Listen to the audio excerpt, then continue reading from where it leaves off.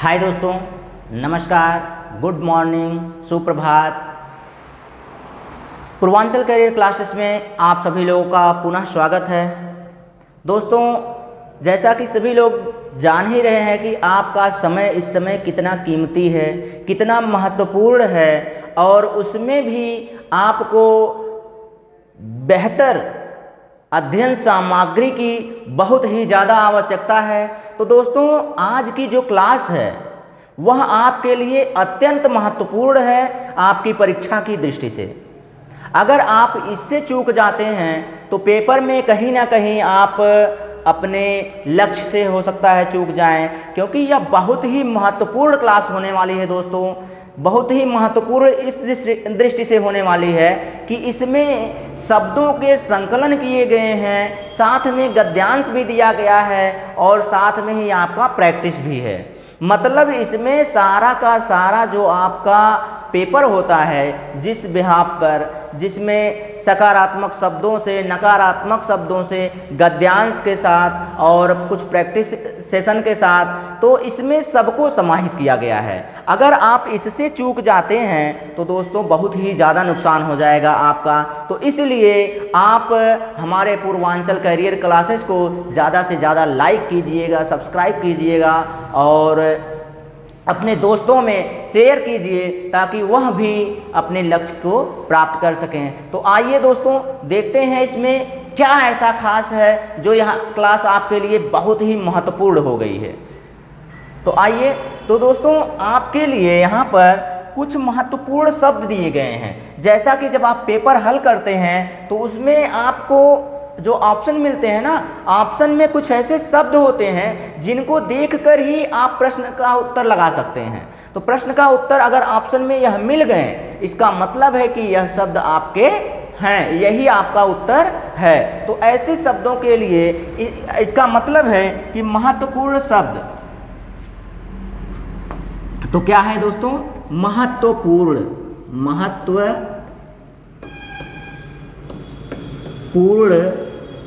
शब्दानाम, महत्वपूर्ण शब्दानाम, महत्वपूर्ण शब्द। तो महत्वपूर्ण जो शब्द हैं ये आपके, इन पर हम चर्चा करेंगे दोस्तों। इनको हम आपको बताएंगे, इनको देखते ही कैसे आप अपने पेपर में अपने उत्तर को सही कर सकते हैं। देखते ही इनको, आपको अर्थ निकालने की ज़रूरत नहीं पड़ेगी, बस आपको ये दिख गए तो आप समझ लीजिए कि बस यही उत्तर होना चाहिए। ठीक है, तो ये देखिए महत्वपूर्ण जो शब्द हैं ये आपके सकारात्मक शब्द हैं। कैसे शब्द हैं? तो ये सकारात्मक शब्द हैं। आप नोट कर लीजिए दोस्तों, इसी में नहीं, आपके किसी भी पेपर में अगर ऐसे शब्द आपको मिलते हैं, आपके किसी भी सब्जेक्ट में ऐसे शब्द आपको मिलते हैं, इसका मतलब है कि यही आपके उत्तर बनाएंगे। जैसे कि आपके देखिए पहला शब्द है आपका, क्या है? मुद्रण समृद्ध वातावरणम। मतलब आपकी जो पुस्तक हो, बच्चों को जब आप पढ़ा रहे हो, आपकी जो पुस्तक हो वह मुद्रित हो। मुद्रित होने का मतलब उसमें रंग बिरंगे चित्र हों, जिस टॉपिक से आप पढ़ा रहे हैं उनका सचित्र वर्णन किया गया हो, उनको उस पर अंकित किया गया हो।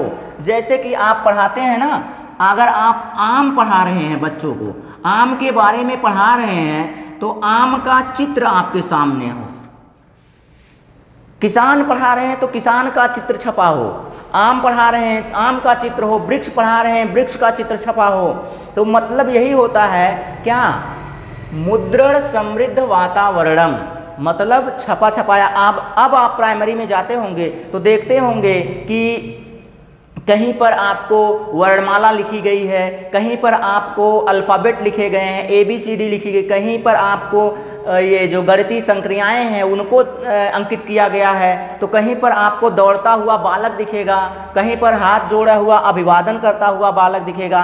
तो यही होता है मुद्रण समृद्ध वातावरणम। इसमें बालक बहुत आसानी से सीख जाता है, इसमें बालक बहुत आसानी से सीखता है। इसलिए ऐसे शब्द सकारात्मक शब्द होते हैं और आपके पेपर में हैं और आपके विकल्प में हैं, तो आप इनको लगाकर आगे बढ़ जाया कीजिए। तो उसी तरह से आप देखेंगे तो सामाजिक संवाद, सामाजिक संवाद। बालक को आप जितना हो सके सामाजिक संवाद के लिए प्रेरित कीजिए। उनको आप अंत्याक्षरी करवाइए। आप क्या कीजिए? अंत्याक्षरी के माध्यम से, वाद विवाद प्रतियोगिता के माध्यम से, वाद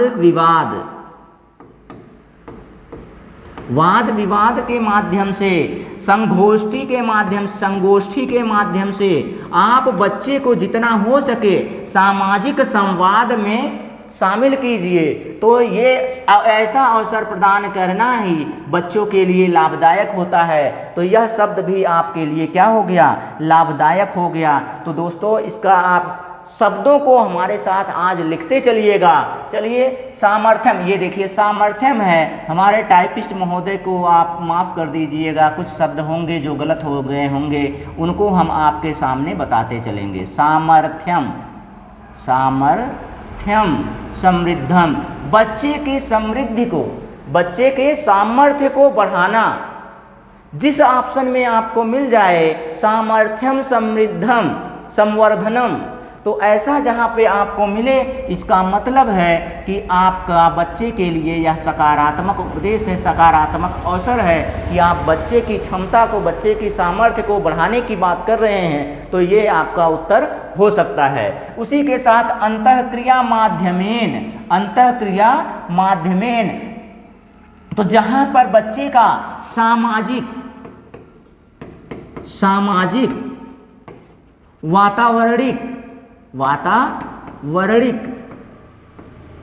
वातावरण से संबंध,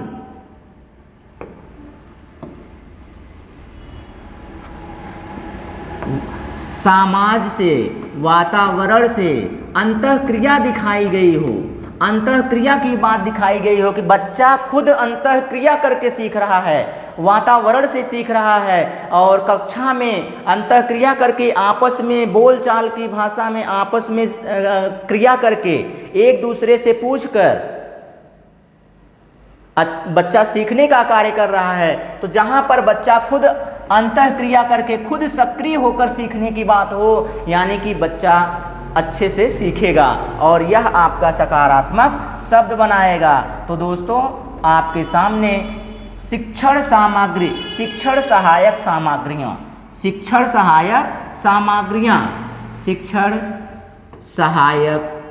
इसीलिए कह रहे हैं कुछ चीज़ें जो छूटी हुई होंगी उनको आप लिखते चलिएगा।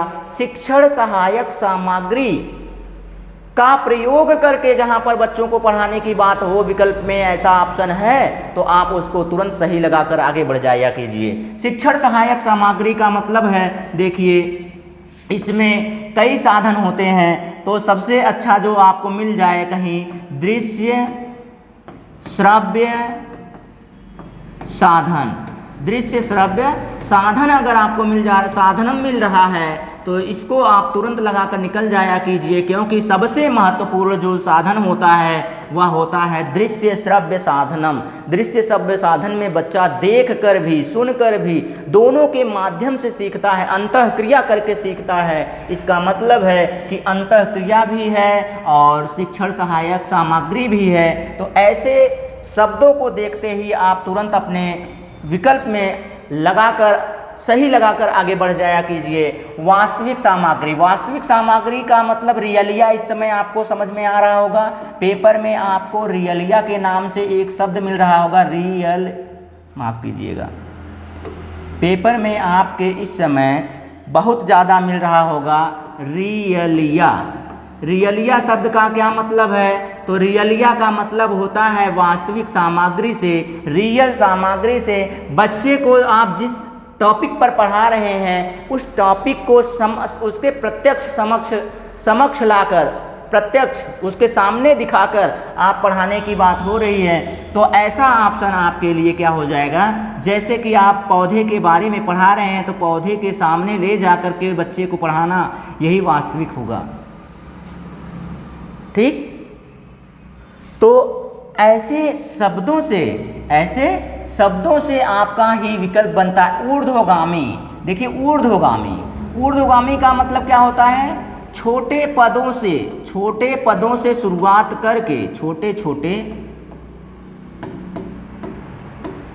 छोटे छोटे पदों से शुरुआत करके आप उसकी सूक्ति के बारे में पढ़ाना। तो मतलब ऊर्ध्वगामी भी कहीं दिख रहा है आपको, ऊर्ध्वगामी शिक्षण दिख रहा है, तो आप उसको भी सही लगाकर आगे बढ़ सकते हैं। ये जितने शब्द आपके सामने दिख रहे हैं दोस्तों, इन्हीं पर आधारित आपके विकल्प होते हैं, इन्हीं पर आधारित प्रश्न होते हैं और यही उसमें विकल्प का कार्य करते हैं। यही विकल्प का कार्य करते हैं, क्यों करते हैं? क्योंकि यही हमारे की पॉइंट हैं, की वर्ड्स हैं। इन्हीं को हम लोग क्या कहते हैं? कीवर्ड्स कहते हैं इन्हीं को। कीवर्ड्स क्यों कहते हैं? क्योंकि यही हमारे विकल्प को सही करने में मदद करते हैं। ठीक है, छोटे से करने, देखिए ऊर्ध्वगामी का क्या मतलब होता है? ऊर्ध्वगामी का मतलब होता है छोटे शब्दों से पंक्ति की तरफ चलना, छोटे शब्दों से सूक्त की तरफ चलना।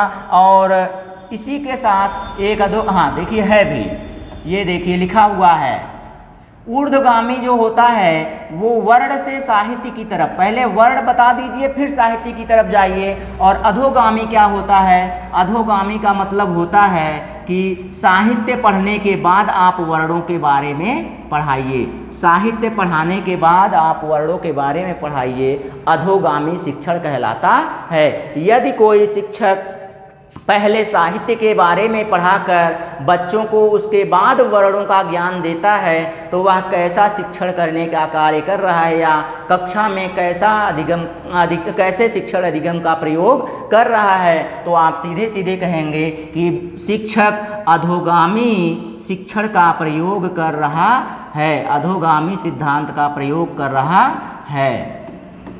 ठीक है, तो ऐसे शब्दों, ऐसे जो की पॉइंट हैं आप इनको जानते रहिए, पेपर में आपको बहुत ही मदद मिलेगी। आधारभूत साक्षरता, आधारभूत साक्षरता, ये भारता नहीं है, साक्षरता। जो टॉपिक आप पढ़ा रहे हैं उसकी आधारभूत बच्चे को साक्षरता होनी चाहिए। तो ऐसे यही सभी शब्द हैं दोस्तों, जैसे कि अब ये देखिए NCF NEP 2020 में यह बताया गया है, NEP 2020 में यह बताया गया है कि जो आधारभूत साक्षरता है दोस्तों ना, इसके द्वारा जो टॉपिक आप पढ़ा रहे हैं उसका आधार ज्ञात होना चाहिए बच्चों को उसके आधार की भी जानकारी होनी चाहिए। इसीलिए आधारभूत साक्षरता आपका कीवर्ड बनता है, क्योंकि इसमें पढ़ना, आधारभूत साक्षरता क्या है? पढ़ना भी आना चाहिए बच्चे को, लिखना भी आना चाहिए और साथ ही साथ श्रवण कौशल भी होना चाहिए। श्रवण कौशल के साथ साथ भाषण कौशल भी बच्चे में होना चाहिए। यही तो हमारे आधार कौशल हैं, यही तो आधार कौशल हैं। और सभी कौशलों के बारे में इसमें आधारभूत साक्षरता का मतलब ही होता है कि सभी कौशल की बच्चे को जानकारी होना। सभी कौशल की बात, जहाँ सर्व की बात आ जाए, सर्व की बात आ जाए, इसका मतलब है कि यही सबसे उत्तम उचित ऑप्शन होगा हमारा, आधारभूत साक्षरता। चलिए आगे चलते हैं। आगे क्या शब्द है हमारा?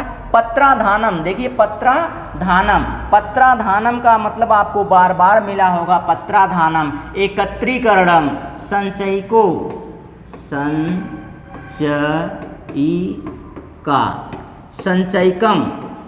संचयिकम, या इसी को हम लोग कहते हैं पोर्टफोलियो। आप सुने होंगे पोर्टफोलियो।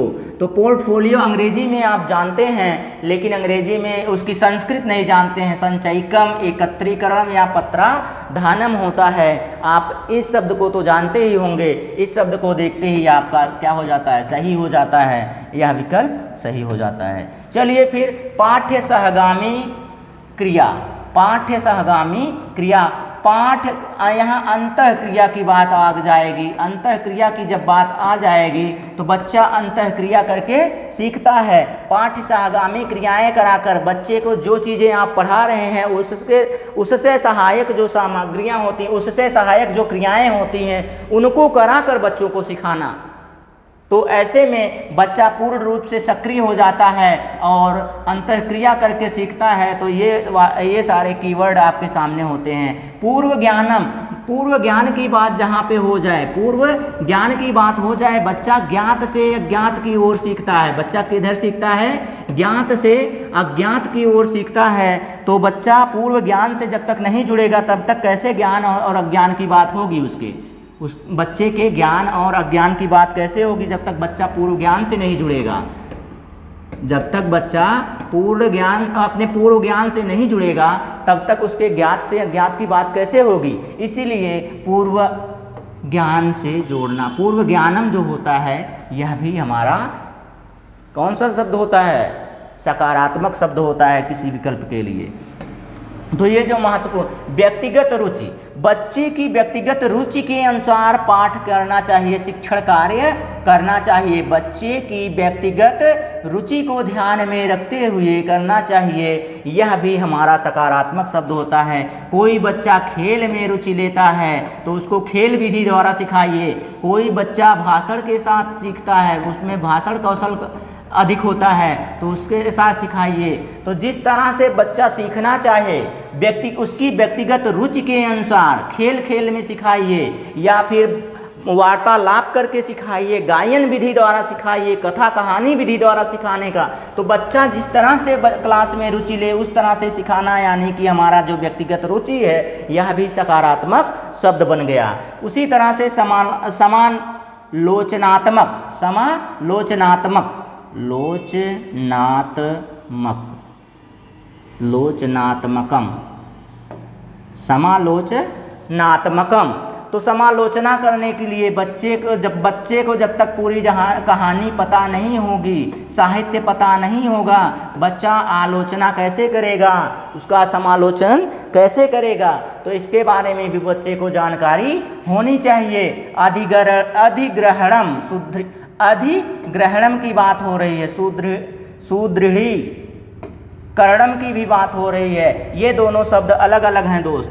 एक शब्द कौन सा है? तो एक शब्द है आपका अधिग्रहणम।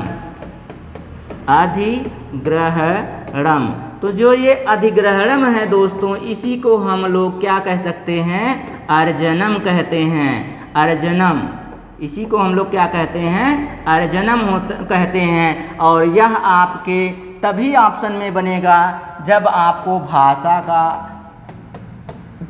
भाषा शिक्षण की बात होगी। जब आपके भाषा शिक्षण की बात होगी, और जब भाषा शिक्षण की बात होगी तो भाषा एक अर्जन प्रक्रिया है, अधिग्रहण प्रक्रिया है। ऐसा किसने कहा था? तो ऐसा आपके साहजिक प्रक्रिया है, साहजिक प्रक्रिया है। तो ऐसा आपके किसने कहा था? तो नॉम चॉम्स्की ने कहा था। आप ये नाम मत भूलिएगा, ये नाम अगर आप भूल गए तो समझिए आप एक नंबर भूल गए। नॉम चॉम्स्की साहजिक विधि होती है क्या?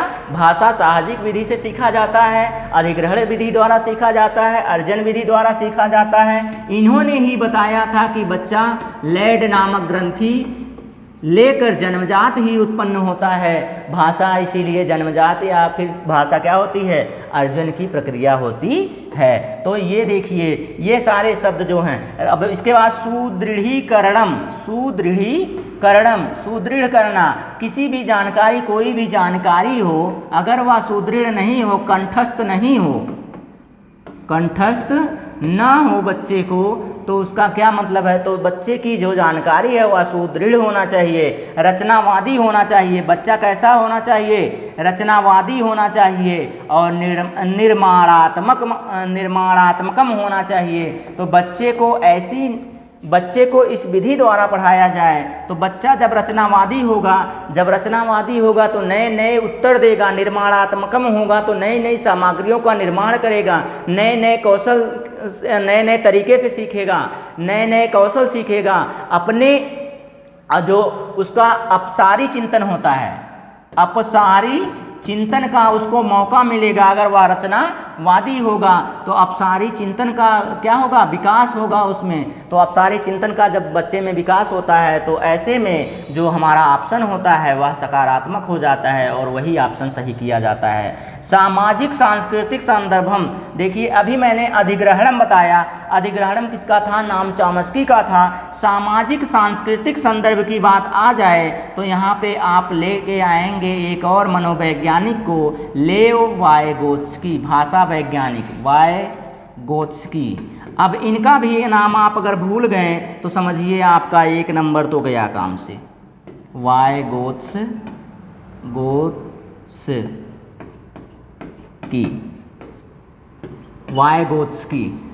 अब ये देखिए, वाइगोत्स्की महाराज ने भाषा शिक्षण को सामाजिक सांस्कृतिक प्रक्रिया बताया है। तो अगर आप लेव वाइगोत्स्की को नहीं जान रहे हैं, वातावरण से सीखने की बात की गई है। यहाँ पर वातावरण से सीखने की बात की गई है। किसने बताया है? तो लेव वाइगोत्स्की ने कहा है कि भाषा शिक्षण सामाजिक सांस्कृतिक प्रक्रिया है, समाज से अंतःक्रिया करके, वातावरण में अंतःक्रिया करके सीखी जाती है। यानी कि इसका मतलब क्या हुआ? इसका मतलब यही हुआ कि आप पास पड़ोस से अंतःक्रिया करके, समाज से अंतःक्रिया करके सीखते हैं। तो जब यहाँ पे ऐसी बात आ जाए तो ये हमारा जो ऑप्शन होता है वह सही हो जाता है। ऐसे शब्द जो बच्चे के सर्वांगीण विकास पर ध्यान देते हैं, ऐसे शब्द जो बच्चे के सर्वांगीण विकास पर ध्यान दें, बच्चे को बाल केंद्रित शिक्षा की बात करें, बच्चे पर ज़्यादा रुचि दिखाएं, शिक्षक पर नहीं, ना पुस्तक पर, बच्चे पर जब ध्यान दें, बालक या छात्र पर जब ध्यान देने वाले शब्द आ जाएं तो वही शब्द आपके कीवर्ड होते हैं और वही आपके परीक्षा में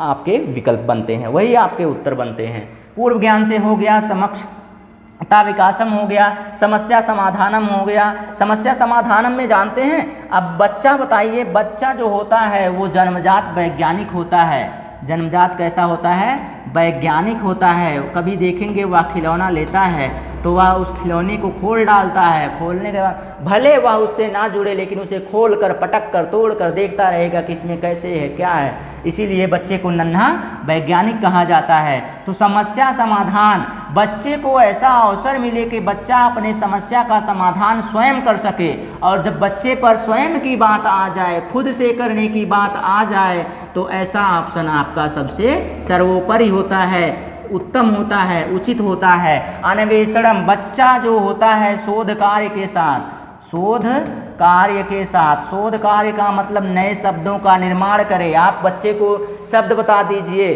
कहानी बता दीजिए, वहाँ से उसको कहिए कि नई कहानी का निर्माण करे, नए शब्द का निर्माण करे, वर्णों को बता दीजिए और कहिए शब्द का निर्माण करे। तो ऐसे में बच्चा क्या होता है? शोधकर्ता हो जाता है। क्या हो जाता है? शोधकर्ता हो जाता है, अन्वेषण करने वाला हो जाता है। तो अन्वेषण की बात आ जाए तो बच्चे को यहाँ पे क्या मिली? प्रायोरिटी मिली। बच्चे को क्या माना गया? बच्चे को केंद्रित माना गया और बच्चे को अवसर प्रदान किया गया। और जहाँ पर बच्चे को अवसर प्रदान करने की बात आए, ऐसा ऑप्शन मैंने कहा ना, जहाँ पर बच्चे को अवसर दिया जाए, बच्चे को खुला छोड़ दिया जाए कि वह ऐसा कार्य करे, स्वयं से कार्य करे, अपने दिमाग से कार्य करे, अपने चेतन मन से कार्य करे, तो ऐसी जगह पर ऐसे ही शब्दों का निर्माण हो जाता है और ऐसे ही शब्द हमारे उत्तर हो जाते हैं। सार्वभौमिक व्याकरणम, सार्वभौमिक व्याकरण का मतलब यहाँ व्याकरण मतलब पुस्तक से मत समझ लीजिएगा, पुस्तकी व्याकरण की बात नहीं है। यहाँ सार्वभौमिक व्याकरण का मतलब होता है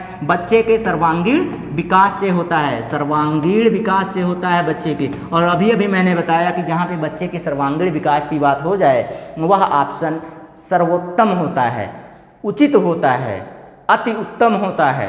तो ऐसे में आप सर्वांगीण विकास को लगाकर चले आएंगे। स्वविचारान, स्वविचारान है, इसको आप कट कीजिए, हम आपको दिखा रहे हैं। ये है स्वविचारान, माफ़ कीजिएगा गलत लिख रहे हैं, स्वविचारान,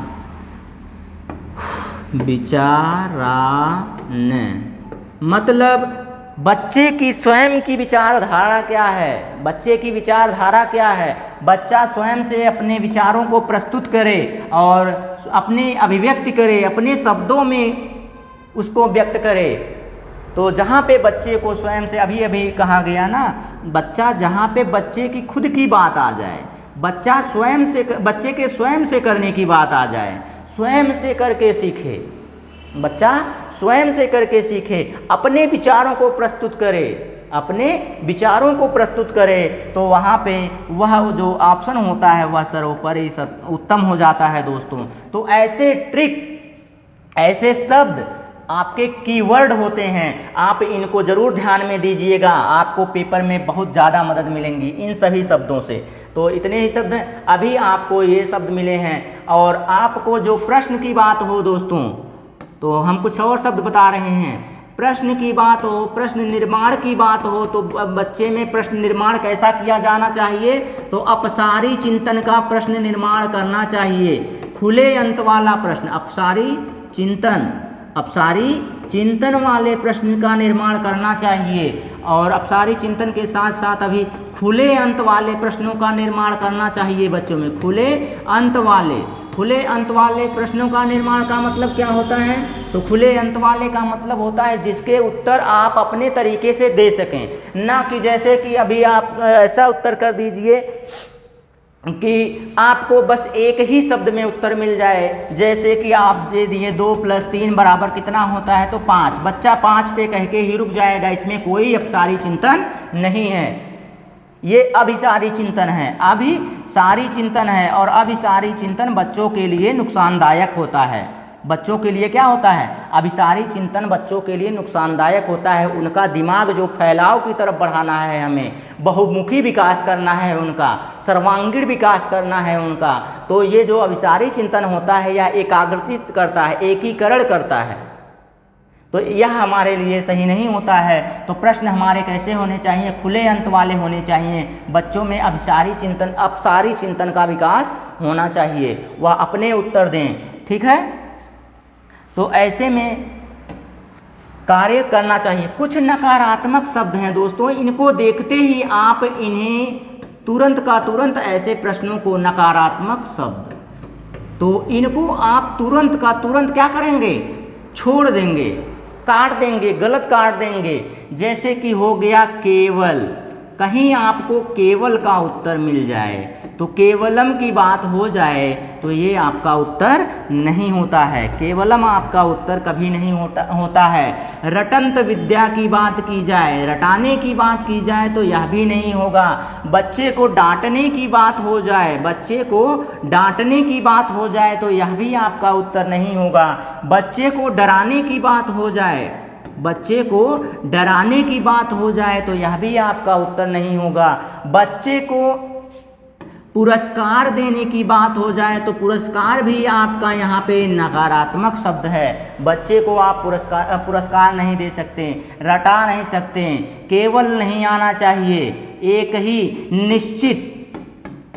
निश्चित उत्तर ना हो तो यह भी निश्चित की बात नहीं होती है। केवल एक होता है, केवल एक की बात आए तो यह भी आपका गलत होता है, यह भी आपका उत्तर नहीं होता है। डराने की बात, रटंत विद्या की बात, ठीक है, तो डांटने की, डराने की, भयभीत करने की, कक्षा से बाहर निकालने की, कक्षा से बाहर निकालना,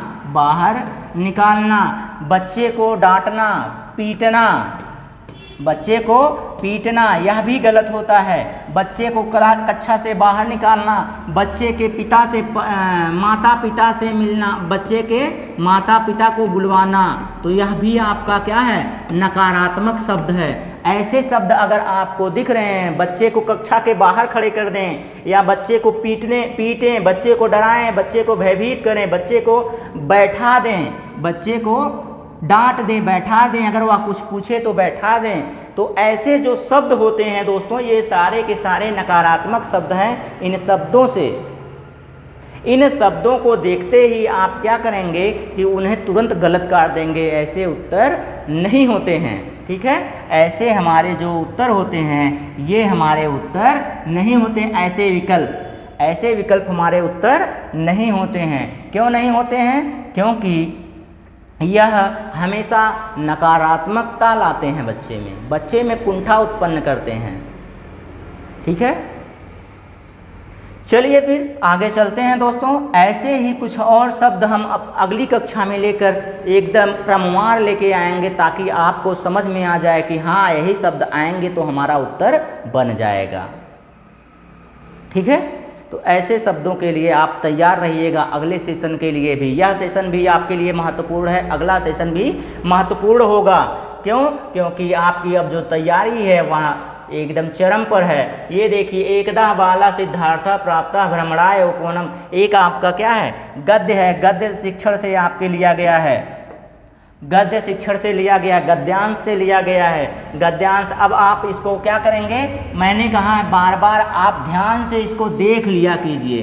पढ़ना तो अब देखेंगे तो पढ़ेंगे ही, पढ़ेंगे तो कुछ जो मेन शब्द हैं उन शब्दों को ध्यान में रखेंगे और जैसा हो सकेगा कि आप उसके सारांश को समझ जाया कीजिए। देवदत्त और सिद्धार्थ की बात हो रही है। किसकी बात हो रही है? आप बचपन में कहानी सुने होंगे, देवदत्त और सिद्धार्थ की कहानी सुने होंगे, जहाँ पर सिद्धार्थ वन में भ्रमण करने जाते हैं और वहाँ पर देवदत्त जो होता है उनका चचेरा भाई होता है, वह एक हंस को तीर मार देता है, दोनों में बहस हो जाती, विवाद हो जाता है। तो वह सारांश इसमें दिख रहा है। तो आइए इसमें देखते हैं कि यह हमारा कैसे हल होगा। तो पहला क्या है प्रश्न आपका, सिद्धार्थस्य देवदत्तस्य च मध्ये किम अभवत्, सिद्धार्थ और देवदत्त के मध्य में क्या हुआ था।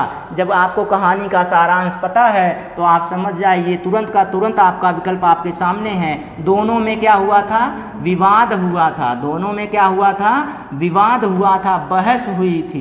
क्या हुआ था, बहस हुई थी। आपका उत्तर सेकंडों में आपके सामने।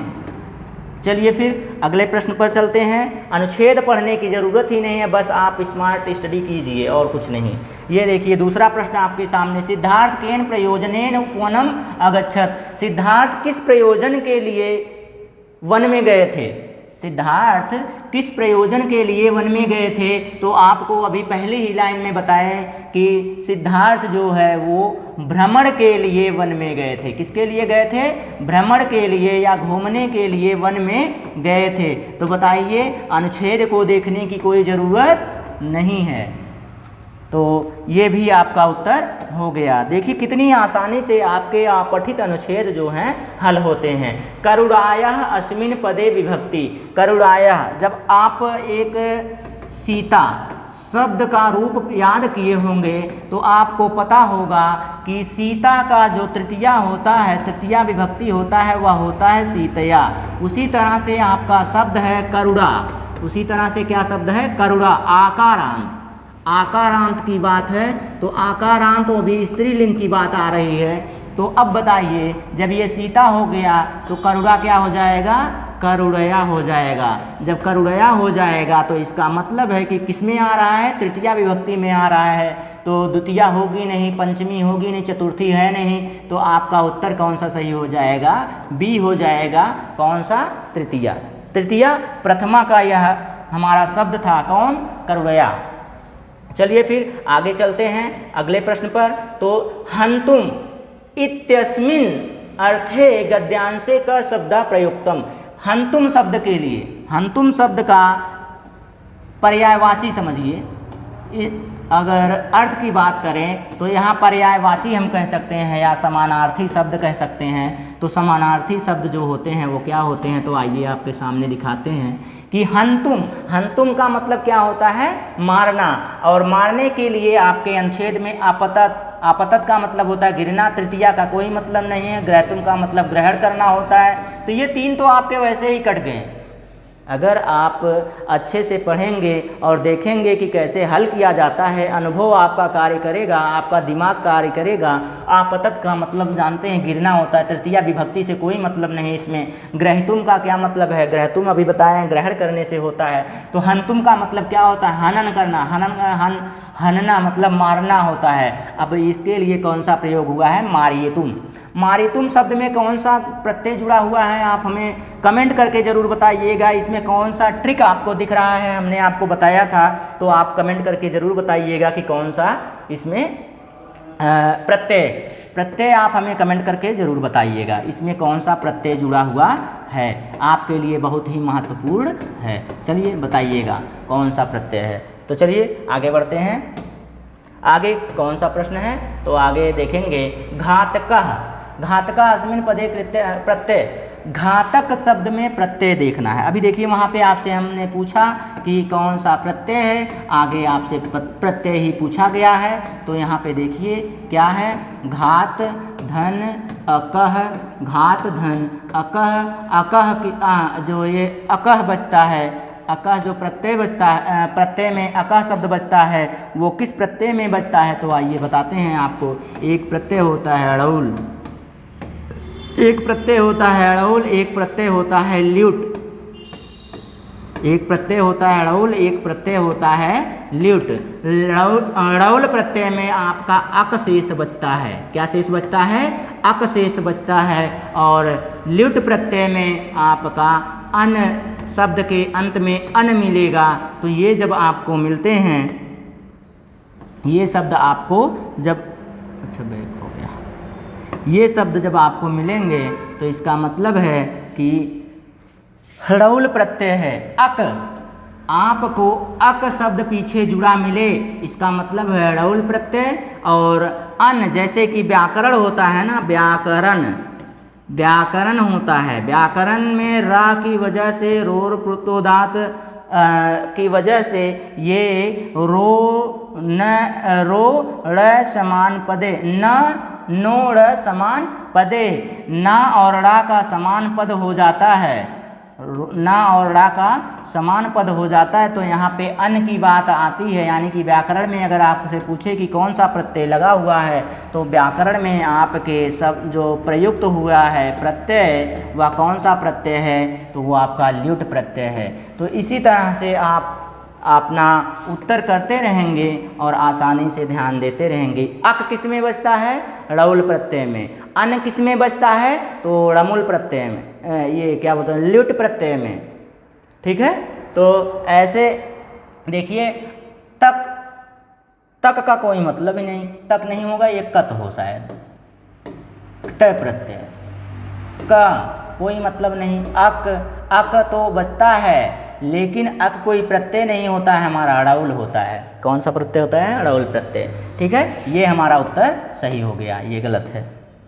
ठीक है, चलिए आगे चलते हैं फिर अगले प्रश्न पर। आवदतः, हाँ, आवदतः इत्यस्मिन् क्रिया रूपे क लकारा, लकार पूछ रहा है आपसे। विधिलिंग लकार जो होता है, विधिलिंग, विधिलिंग का मतलब क्या होता है? जब आए पठिष्यति, पठिष्यति, स्यति जब मिले आपको, कौन मिले? स्यति, स्यति जब आपको मिले, इसका मतलब है कि विधिलिंग है। लट का मतलब क्या होता है? लुंग तो आपको मिलेगा ही नहीं। लंग मतलब भूतकाल, भूतकाल का मतलब क्या होता है? आगे आ लगना। वदत है, वद का मतलब वद होता है, अब वद में जो है आ लगा हुआ है, इसलिए ये हो गया अवदत, यानी कि भूतकाल। भूतकाल मतलब लंग लकार, क्या हो गया? लंग लकार, लट वर्तमान हो गया। पठति पठता पठन्ति। तो आप लोग जिस तरह से मेहनत कर रहे हैं, अगर मेहनत किए होंगे तो आराम से आपके सामने सारे प्रश्न मिल जा रहे हैं। तो चलिए, आपका अपठित अनुच्छेद खत्म हुआ। कुछ प्रश्न आपके सामने हैं, अब प्रश्नों को हम लोग हल करते हैं, उसको व्याख्या के साथ हल करेंगे ताकि आपको वह शब्द मिल जाएं जो आपको परीक्षा में उपयोगी होते हैं, सकारात्मक होते हैं, नकारात्मक होते हैं। तो आइए देखिए इसमें क्या सकारात्मकता दिख रही है और क्या नकारात्मकता दिख रही है, दोनों को देखते चलते हैं। बालकानां कृते पाठ योजना, बालकानां कृते पाठ योजना निर्माण काले अध्यापकः पूर्णतया समग्र शारीरिक प्रतिक्रिया। यहाँ पे देखिए, समग्र शारीरिक प्रतिक्रिया विधिम अवलंबितवान निम्नलिखितेषु कः प्रविधि पाठे समग्र शारीरिक प्रतिक्रिया प्रष्टुम, ये प्रविष्ट कर रहे हैं कौन सी? अब ये बताइए, समग्र शारीरिक प्रतिक्रिया की बात की जा रही है, ऐसा पाठ करा रहे हैं, ऐसा शिक्षण कार्य करवा रहे हैं टीचर की, अध्यापक की सारी जो शरीर है, पूरी शरीर की प्रक्रिया हो रही है, पूरी शरीर प्रतिक्रिया कर रही है, ऐसा कार्य है। तो अब बताइए, सर्वा क्रिया विहाय प्रश्न पूछने से सारी शरीर कहाँ कार्य करेगी? प्रश्ना प्रष्टव्या छात्राश्च उत्तरित कथितव्या। अब बताइए, कि सभी कार्य में विहाय, ये देखिए प्रश्न जो पूछा जा रहा है, बताइए सभी प्रश्न पूछने से कहाँ बात हो रही है? प्रश्न पूछने की बात में पूरी शरीर कहाँ कार्य करती है? तो कक्षायाम शारीरिक क्रिया अवश्यम प्रविष्टया, कक्षा के लिए देखिए शारीरिक क्रिया करवाई जा रही है, यही आपका उत्तर बन गया। समग्र शारीरिक प्रतिक्रिया किसमें होगी? जब कक्षा में शारीरिक क्रिया की आवश्यकता होगी तब। तो यही आपका उत्तर बन गया। बाकी आपका ये ता क्रिया प्रयोक्ता ने छात्रान सौनेशु, इसमें कुछ नहीं है, सिर्फ बड़ा सा बना दिया गया है। सहयोग क्रिया समूह में बांटकर सहयोग करने की बात हो रही है, उसमें नहीं होगा। कक्षायाम का क्वेश्चन श्रवण क्रिया करने से कहाँ पूरी शरीर समग्र शरीर का प्रतिक्रिया होगा? और समूह कार्य में आप समूह कार्य कर रहे हैं तो उसमें कहाँ सारी शरीर? ये देखिए कक्षा के लिए कक्षा में शारीरिक क्रिया अवश्य प्रविष्टा, यही आपका उत्तर हो गया। कौन? बी वाला। चलिए आगे चलते हैं अगले प्रश्न पर। तो अगला प्रश्न क्या है आपके सामने? अगला प्रश्न है निम्नलिखितेषु अध्यापकस्य प्रमुख दायित्व। निम्नलिखित में से शिक्षक यानी कि जो आपके गुरुजी हैं उनका क्या दायित्व होता है? आइए क्या देखते हैं शिक्षक का क्या दायित्व होना चाहिए। शिक्षक का क्या दायित्व होना चाहिए? छात्रेभ्यः निर्देशः, छात्र को निर्देश देना। क्या सिर्फ छात्र को निर्देश देना शिक्षक का कार्य होता है? नहीं। छात्रस्य संप्रेषणात्मक आवश्यकतान ज्ञानम, अध्यापनार्थ समुचित सामग्री चयनम, विभिन्न कक्षासु छात्राणाम सामूहिक वर्णनम। अब ये बताइए छात्रों को कक्षा में विभिन्न समूहों में बांटना शिक्षक का कार्य होता है? नहीं होता है। तो समुचित सामग्री का चयन करना, अध्यापन के लिए समुचित सामग्री का चयन करना, उचित सामग्री का चयन करना, क्या यह कार्य होता है? तो नहीं, सिर्फ इतना ही कार्य नहीं होता है शिक्षक का, ऊपर तो हमने काट ही दिया है। छात्र के लिए देखिए संप्रेषणात्मकम, संप्रेषण की आवश्यकता, संप्रेषण की जो आवश्यकता हो,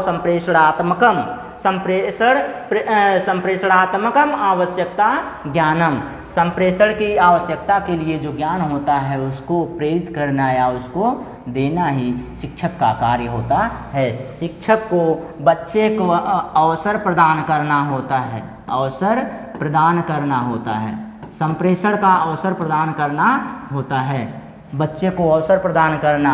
बच्चे को शिक्षा कैसी हो चुकी है? बाल केंद्रित हो चुकी है। तो बच्चे पर आप जितना ध्यान देंगे उतना ही आपकी शिक्षा, जो आपका शिक्षण कार्य है वह सफल माना जाएगा। चलिए अगले प्रश्न पर चलते हैं। पूर्वतरम साक्षरतां प्रोत्साहितुं प्रौढ़जना एका बालकश्च उभौ सह एवं एकं पुस्तकं पश्यति। प्रौढ़जना प्रश्नानां पृच्छति वार्तालाप प्रारब्धुं तदनु उभयो भूमिका परिवर्तते। ततः बालकः प्रौढ़ं प्रश्नानां पृच्छति। इयं पद्धति किं कथ्यते? अब बताइए इसमें कौन सा स्किल, कौन सा कार्य बच्चे का, कौन सा कौशल विकसित होगा? साक्षरतायाम प्रौढ़जना एक बालक से क्या कर रहा है कि पुस्तक देखता है, बालक एक क्या करता है, बालक के साथ है, वह पुस्तक देखता है, पुस्तक से प्रश्न पूछना शुरू कर देता है। अब प्रश्न पूछना जब शुरू कर देता है तो उसकी कौन सी भूमिका होती है? क्या भूमिका होती है कि बच्चे का कौन से कौशल का विकास करना चाह रहा है वह प्रौढ़जना, मतलब वह व्यक्ति जो है, प्रौढ़जना यानी कि व्यक्ति, वह व्यक्ति बच्चे के कौन से कौशल का विकास करना चाह रहा है? अब बताइए तो कथा श्रवणम। अब बताइए पुस्तक में वो लोग पढ़ रहे हैं उसमें से प्रश्न की बात हो रही है, तो कथा श्रवणम की बात कहाँ से आ गई? आदर्श पाठनम, आदर्श पाठनम तो मैंने कितनी बार बताया कि आदर्श पाठन कब होता है? आदर्श पाठन शिक्षक का कार्य होता है। तो यहाँ पे छात्र की तो कोई बातें नहीं हुई, शिक्षक की बात हुई तो खत्म हो गया। सहपठन, सहपठन का मतलब साथ में पढ़ना। अब बताइए साथ में पढ़ने की क्या बात हो रही? साथ में पढ़ने से बच्चे का कौन सा विकास हो रहा है? तो यहाँ पे सीधी सीधी बात हो गई, यह भी नहीं होगा, यह भी नहीं होगा। अब क्या, वार्तालापीय पठनम, वार्तालापी, बच्चे को पुस्तक दिखाया गया और उसके साथ बात करके प्रश्न भी पूछा जा रहा है, पढ़ा भी जा रहा है, प्रश्न भी पूछा जा रहा है, पढ़ा भी जा रहा है, दोनों कार्य एक साथ, सह उभयो भूमिका, दोनों साथ है, पढ़ना भी और वार्तालाप भी करना, पूछना भी, पढ़ा भी, दोनों पढ़ भी रहे हैं और साथ में वार्तालाप करते हुए पूछ भी रहे हैं। प्रश्न पूछने का देखिए यहाँ पे प्रश्नानि पृच्छति, प्रश्न भी पूछ रहे हैं, पढ़ भी रहे हैं और प्रश्न भी पूछ रहे हैं, यानी कि वार्तालापीय पठनम। अब बताइए आदर्श पठन सीधे सीधे कट गया कि नहीं कट गया? आदर्श पठन सिर्फ और सिर्फ अध्यापक के लिए होता है। श्रवण कौशल की यहाँ पे बातें नहीं हो रही, तो दोनों साथ में पढ़ रहे हैं और वार्तालाप कर रहे हैं। तो कथा श्रवणम की बातें नहीं, कहानी सुनना कहाँ है? कहानी थोड़ी सुना रहा है, पुस्तक पढ़ रहे हैं। ये देखिए, रचनात्मकम मूल्यांकनम अस्ति, रचनात्मक मूल्यांकन है। रचनात्मक की जहाँ बात आ जाए, जहाँ सृजनात्मक की बात आ जाए, सृजनात्मकम की बात आ,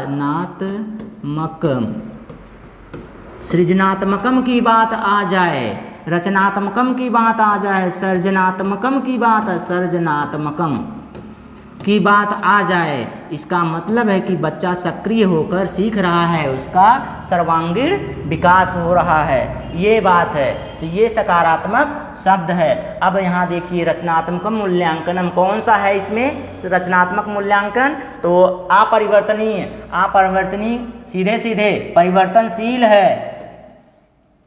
शिक्षण कार्य हमेशा क्या है? परिवर्तनशील है। अध्ययन अध्यापन प्रक्रियाम किम भवति, प्रक्रियाम किम भवति, यहाँ तो प्रश्न पूछने की बात आ गई, ये भी तो कट गया।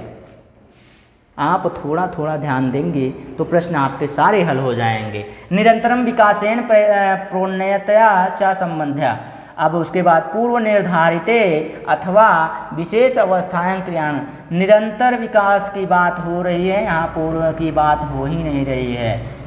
निरंतर विकास प्रोन्नतया च संबद्धता, तो रचनात्मक मूल्यांकन वह होता है जो बच्चे में निरंतर विकास की उन्नति करता है या उससे संबंधित होता है, बच्चे के निरंतर विकास से संबंधित होता है या बच्चे के निरंतर विकास को प्राप्त करता है तो या प्रदान करता है, तो रचनात्मक मूल्यांकन कहा जाता है। मूल्यांकन का क्या अर्थ होता है? मूल्यांकन का सीधा सीधा अर्थ होता है बच्चे के सर्वांगीण विकास का ध्यान देना, बच्चे में जो कमियां हैं उनमें सुधार करना। तो कौन सा उत्तर हो गया? अब सी वाला उत्तर हो गया। क्यों हो गया? क्योंकि यह निरंतर विकास की बात कर रहा है बच्चे को, बच्चे में हमेशा निरंतर विकास की क्रिया को प्रदान कर रहा है। चलिए अगले पे चलते हैं। एका माता द्वितीय कक्षायाम अध्यापकम कथयति यत तया निरीक्षितम यत तस्या बालकः यदा कदा तादृशं भाषा प्रयोगं करोति तत्या कस्मादपि प्रौढ़ात् भगिनी भ्रातु वा कदापि न श्रुता एतत् कथं संभवति अस्य प्रश्नस्य किमुत्तरं समीचीनम् अस्ति। ऐसे प्रश्न में कौन सा उत्तर सही होगा? ऐसे प्रश्न के लिए कौन सा उत्तर सही होगा? तो आपके सामने आपके समक्ष 4 विकल्प दिए गए हैं। रचनात्मक उपागमानुसार बालका नवीना भाषा अन्वेष्टुम सक्षमा भवन्ति। बालकः केवलम स्वप्रौढ़जनान्, देखिए अभी मैंने बताया केवलम की बात आए तो काट के हटा दीजिए, तुरंत हटा दीजिए। उसके बाद मानव मस्तिष्क सहजताम रूपेण भाषा शिक्षितु योग्यतम अस्ति। उसके बाद बालकः तदा, डी वाला ऑप्शन, बालकः तदा भाषां शिक्षति यदा वयं बालकस्य भाषा शक्तिकृता कुर्म। अब बताइए इसमें से कौन सा ऑप्शन आपका सही होगा? भाषा के लिए भाषा प्रयोग कर रही है, तो अब बताइए, मानव का जो मस्तिष्क होता है वह सहज रूप से, सहजात रूप से क्या कर रहा है, भाषा सीखने के लिए योग्य होता है। यह भी तो योग्य होता है, लेकिन यहाँ पे जो बात हो रही है, रचनात्मकता उपागनुसार बालक के नवीन विकास के समक्ष क्या करते हैं, सक्षम होता है।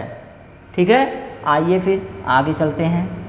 तो इसमें समझ में आया, केवलम तो ऐसे ही कट गया, केवलम की बात कट गई, और तदा शिक्षा बालकस्य भाषा शक्तिकृताम, ये भी कट गया, इससे कोई मतलब यहाँ है नहीं भाषा की शिक्षा से। और यहाँ देखिए प्रश्न अगर आपको समझ में नहीं आया हो, पहले तो आपको प्रश्न समझ में आना चाहिए कि प्रश्न क्या है।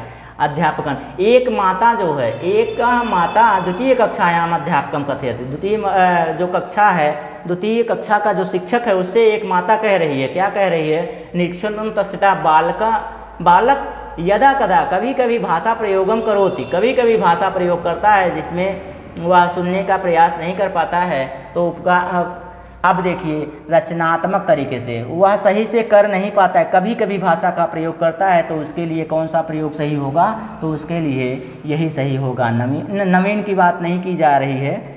अच्छा हाँ, कभी कभी प्रयोग करता है, द्वितीय कक्षा का बालक है, माफ़ कीजिएगा ये उत्तर आपका। मानव में अभी अभी बताया था ना कि सहजात, सहजात के लिए कौन सही होता है, सहजात रूपेण, सहजता रूपेण, सहजता रूपेण जो होता है, भाषा विकास की बात हो रही, जन्मजात प्रक्रिया की बात हो रही है, बिना सिखाए वह कभी कभी भाषा का प्रयोग कर रहा है। इसका मतलब है कि नाम चॉम्स्की का यहाँ पे सिद्धांत कार्य कर गया। चलिए आगे चलते हैं अगले प्रश्न पर। तो अगला प्रश्न क्या है हमारा,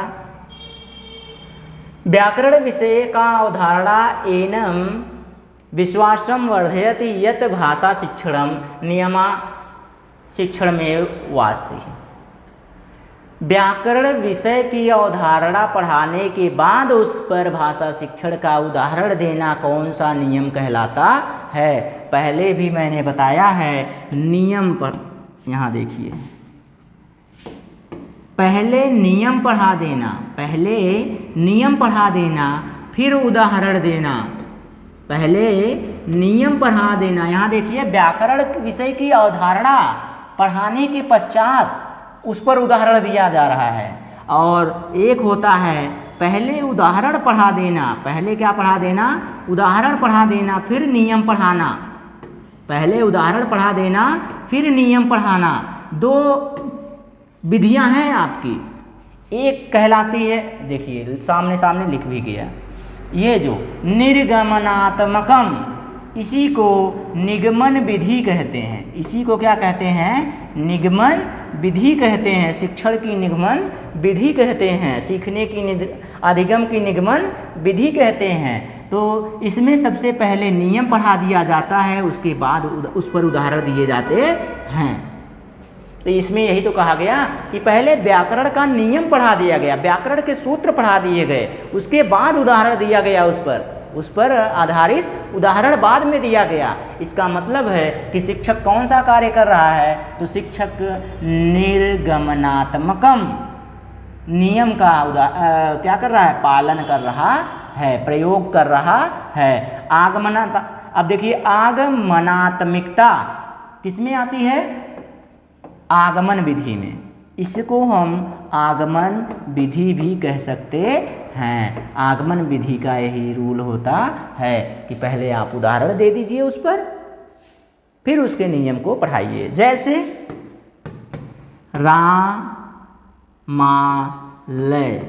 रामालय, अब ये देखिए रामालय में पहले हम लोग क्या करेंगे कि राम धन आलय, राम धन आलय, ऐसा उदाहरण दे दीजिए, ऐसे शब्द बना दीजिए, उसके बाद तब बताइए कि यह संधि है, और संधि में कौन सी संधि है, तो आपकी दीर्घ संधि है। दीर्घ संधि में होता क्या है, इसके नियमों को पढ़ाइए।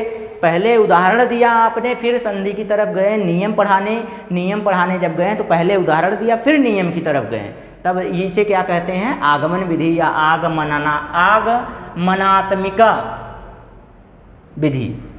ठीक है, तो इसमें कौन सा उत्तर होगा, पहले व्याकरण की नियम पढ़ाया गया, व्याकरण का नियम पढ़ाया, फिर उदाहरण किया तो क्या हो गया इसमें, तो इसमें हो गया आपका निगमनात्मकम या निगमनात्मकता।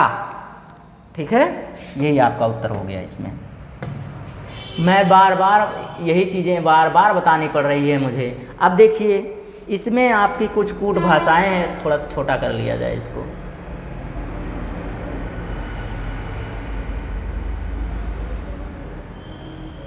पहले कथन है, फिर कारण है, और उसके बाद उसके ऑप्शन है, सब दिख रहा है।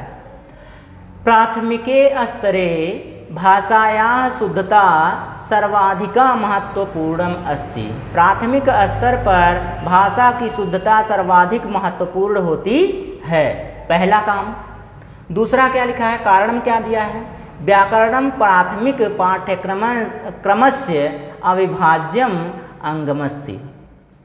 प्राथमिक स्तर पर व्याकरण जो होता है अविभाज्य अंग होता है पाठ्य का क्या होता है, अविभाज्य अंग होता है प्राथमिक स्तर पर व्याकरण।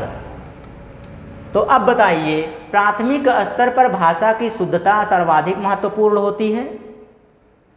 दूसरा क्या है, व्याकरण प्राथमिक स्तर की पाठ्य पुस्तक जो होती है उसमें उसका अविभाज्य अंग होता है।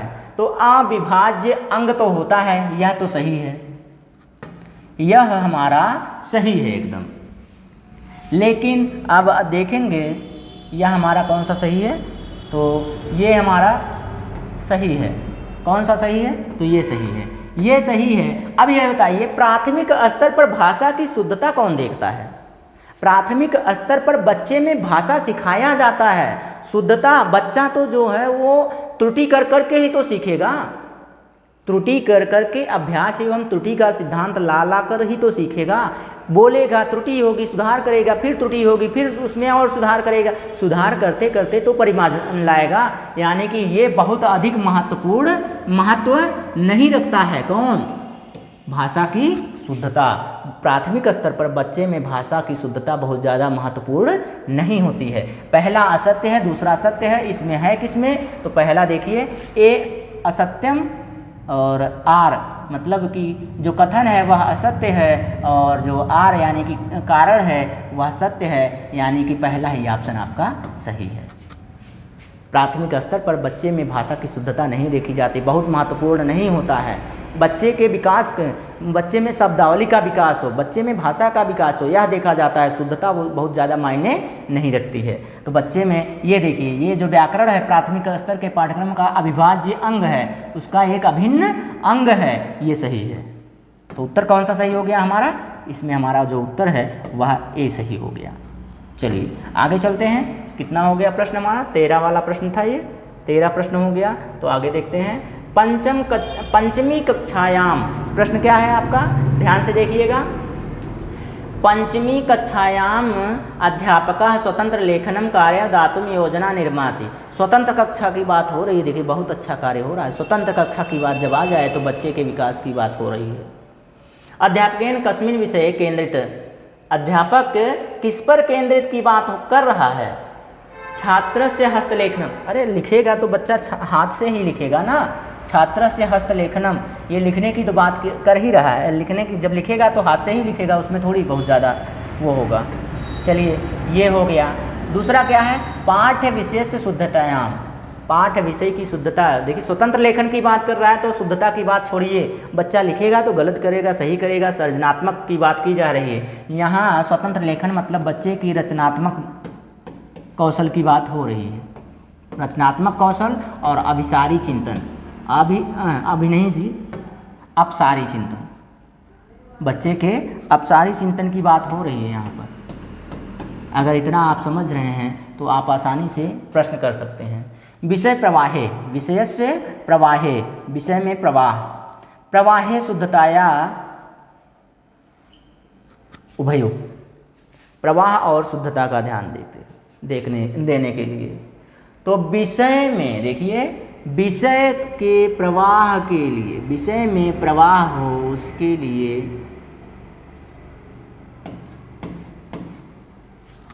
यह कार्य किया जाता है। बच्चे में जो विषय है उसका ज्ञान बढ़े, उस पर बच्चा चिंतन करे, उस पर बच्चा क्या करे, चिंतन करे, उस पर रचनात्मक सोच डेवलप करे अपनी। तो विषय प्रवाहे का मतलब विषय के रूप में, विषय के बारे में पूरा ज्ञान हो जाए बच्चे को, विषय को प्रवाह रूप से ज्ञान हो जाए बच्चे में, एकदम क्या हो जाए, कंठस्थ हो जाए बच्चे को यह विषय। तो इसके लिए यह सी ऑप्शन सही हो जाएगा। चलिए अगले प्रश्न पर, अध्यापकः भाषा छात्राणां श्रवण कौशलम केन उपायेन वर्धयतु समर्थम। तो अध्यापक बालक के श्रवण कौशल का विकास किस विधि द्वारा किया जा सकता है, कर सकता है। तो कौन सा श्रवण कौशल बढ़ाने की बात की जा रही है। तो आप इसमें देखिए कौन सा ऐसा ऑप्शन है जो उसके श्रवण कौशल का विकास करेगा। तो जल्दी कीजिए दोस्तों। यदि किंचित अनायासम श्रूयते सावधानम प्रेरयति। देखिए अनायास की बात हो गई, अनायास सुनने से कोई मतलब नहीं, यानी कि यह ऑप्शन आपका गलत हो गया। छात्र सह कक्षाया बहिर्निरंतरम संभाषणेन। तो ये देखिए ये हो गया। अन्य भाषा कौशले संयोगेन बिना केवलम आ गया, कट गया, नकारात्मक शब्द है। तो छात्राणाम कृते विभिन्न प्रकारान जनानाम ज श्रोतुम अवसर प्रदान। देखिए श्रोतुम अवसर प्रदान, विभिन्न प्रकार, विविधता की बात आ जाए, विविधता की बात, विभिन्नता की बात, विविध प्रकार से, विभिन्न प्रकार से की बात आ गई, विभिन्न प्रकार से अवसर प्रदान की बात आ गई। किसको, बच्चे को अवसर प्रदानेन की बात आ गई। तो बच्चे के श्रवण कौशल का विकास बड़ी आसानी से हो जाएगा। श्रवण कौशल की ही नहीं, सर्वांगीण विकास आसानी से हो जाएगा। ये ऑप्शन कैसे कट गए, बिना केवलम तो सीधे सीधे कट जाता है। कक्षायाम छात्र सह कक्षायाम कक्षा बहिषम निरंतर संभाषण। बाहर कक्षा के अंदर और कक्षा के बाहर बच्चे के साथ संभाषण करने से उसके कौशल का विकास बहुत ज़्यादा होने वाला नहीं है। अब कब तक उसके साथ रहेंगे। तो अब ये देखिए अनायासा श्रूयते, अनायास बच्चे को सावधान करना चाहिए। अरे बच्चे को कब तक आप सावधान करेंगे अनायास बातों को सुनने से, उसके सुनने। अब ये देखिए छात्रायां विभिन्न प्रकार से, छात्र के विभिन्न प्रकार से और सुनने के अवसर प्रदान किए जाएं, इससे श्रवण क्रिया सुनियोजन होता है। चलिए आगे बढ़ते हैं। यही हमारा डी वाला सही था। ऊर्ध्वधः इत्यस्य अर्थो अस्ति यतः समग्र अर्थो अवबोधव्य, अतः अधः ऊर्ध्वम इत्यस्य को अर्थ।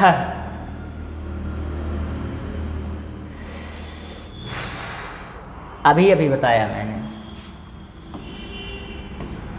ऊर्ध्वगामी, अभी बताया कि नहीं बताया, ऊर्ध्वगामी। अभी जब महत्वपूर्ण शब्द बता रहा था तो ऊर्ध्वगामी के बारे में बताया कि पहले शब्दों पर चर्चा करेंगे, पहले क्या करेंगे, शब्दों पर चर्चा करेंगे, फिर से उसकी सूक्ति पर जाएंगे या उसके अंश पर जाएंगे। तो अब बताइए आप इसमें से कौन इस पर आधारित है, ऊर्ध्वगामी पर आधारित है। ऊर्ध्वगामी शिक्षण पर कौन सा आधारित है, सीधा सीधा उस पर प्रश्न मिल गया। देखिए केवलम मिला, नकारात्मक शब्द मिल गया, कट गया वो। आपको ऊर्ध्व मिला है, ऊर्ध्व में सबसे पहले वर्ण और उसके बाद क्या करते हैं, पहले वर्ण पढ़ते हैं, क्या करते हैं, वर्ण पढ़ने के बाद हम लोग क्या करते हैं, साहित्य की तरफ जाते हैं। वर्ण पढ़ने के बाद साहित्य की तरफ जाते हैं, शब्द पढ़ने के बाद सूक्ति की तरफ जाते हैं। ऐसा इसमें किसमें है, संक्षिप्त प्रश्न उत्तर। संक्षिप्त प्रश्न की बात ही नहीं है, यहाँ व्यापक की बात की जाती है। सार मुख्यतः ग्रह, सार के मुख्यतः ग्रहण से थोड़ी होता है। पूर्व पठन से कोई मतलब नहीं है, यहाँ पर पूर्व पठन से भी कोई मतलब नहीं है। पूर्व पठन की अभिव्यक्ति करण करना वो थोड़ी है। पाठस्य शब्देषु सुक्तिषु च केंद्र। देखिए शब्दों के बाद सुक्ति की तरफ केंद्रित होना, यही हमारा जो है ऊर्ध्वगामी कौशल कहलाता है। अभी मैंने नियम बताया है, अगर नियम आपको याद होगा कि ऊर्ध्वगामी क्या होता है। तो ऊर्ध्वगामी का मतलब होता है पहले शब्दों या वर्णों पर विचार कर लेना, फिर उसके बाद सूक्ति या साहित्य पर जाना, धीरे धीरे उसकी तरफ जाना, ऊपर की तरफ जाना। अधोगामी का क्या मतलब होता है, पहले पूरा पैरा पढ़ लेना, सूक्ति पढ़ लेना या साहित्य पढ़ लेना, फिर उसके बाद वर्णों या शब्दों पर चर्चा करना। ऊर्ध्वगामी अधोगामी भूलना नहीं चाहिए, इनसे प्रश्न जरूर बनते हैं। चलिए आगे चलते हैं अगले प्रश्न पर। बस समाप्त। लीजिए आज का जो आपका सेशन था यहीं पर समाप्त हो गया दोस्तों। तो दोस्तों जो मेहनत करेगा वही सफल होगा, जो मेहनत करेगा वही सफल होगा, अन्यथा कोई सफल होने वाला नहीं है। आप बार बार प्रयास कीजिए, अभ्यास कीजिए और क्लास को रिवाइज कीजिए। बस आपके पास बहुत ज़्यादा समय बचा नहीं है, तो इसके लिए आप क्या कीजिए, आप लगातार हमारे साथ जुड़े रहिए। और आज के लिए बस इतना ही दोस्तों, धन्यवाद।